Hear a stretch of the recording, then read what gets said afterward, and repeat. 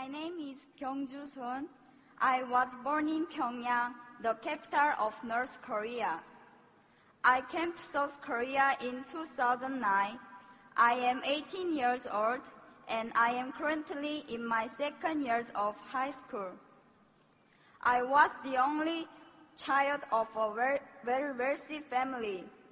My father was an assistant of Kim Jong-il, who is the leader of North Korea.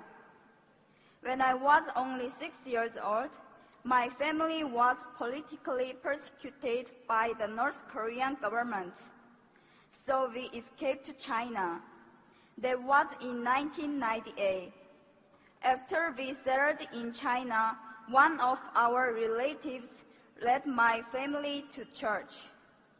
There my parents came to know the amazing grace and love of God. Then only a few months later, my mother, who was pregnant with her second child, passed away from leukemia. Yet in the midst of this family tragedy, my father started a Bible study with missionaries from South Korea and America. It was his strong desire to become a missionary to North Korea.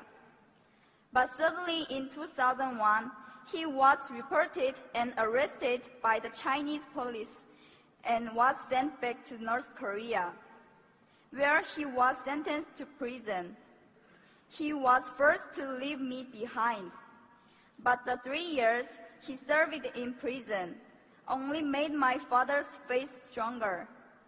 He cried out to God more desperately rather than to complain or blame him. When he was released from prison, he returned to China. We were reunited briefly.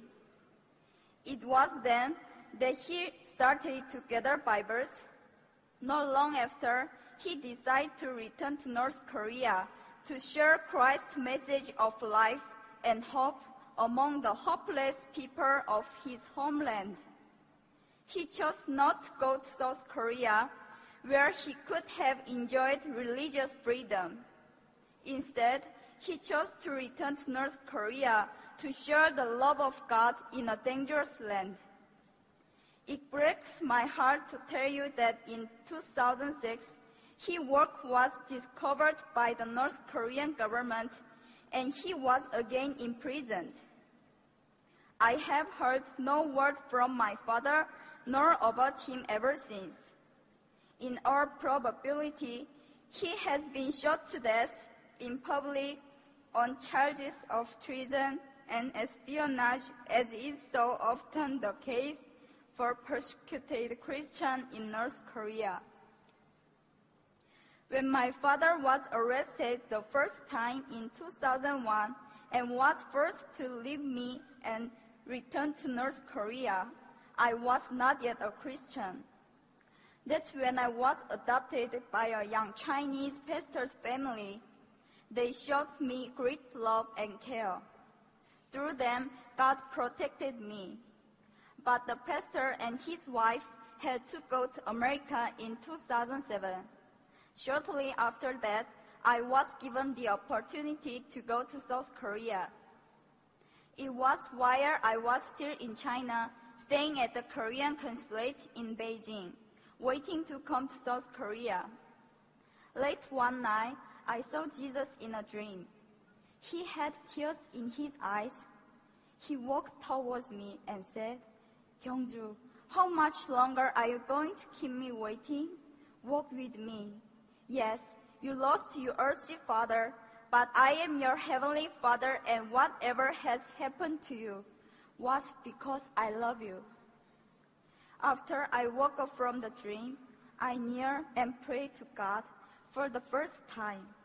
That night, I realized that God, my Father, loves and cares about me so very much that He sent His Son Jesus to die for me. I prayed, "God, here I am. I just lay down everything and give you my heart, my soul, my mind, and my strength. Please use me as you will." Now, God has placed deep in my heart a great love for North Korea. just as my father was used there for God's kingdom. I now desire to be obedient to God. I want to bring the love of Jesus to North Korea. I look back over my short life and I see God's hand everywhere. 6 years in North Korea, 11 years in China, and the time of being here in South Korea. Everything I suffered, all the sadness and grief, everything that I experienced and learned, I was to give it all to God and use my life for His kingdom. I hope to honor my Father and to bring glory to my Heavenly Father by serving God with my whole heart. Currently, I am working hard to get into university to study political science and diplomacy. Then, I want to work for the rights of the people of North Korea whose rights have been taken away. I believe God's heart cries out for the lost people of North Korea. I humbly ask you, my brothers and sisters here in this place, to have the same heart of God.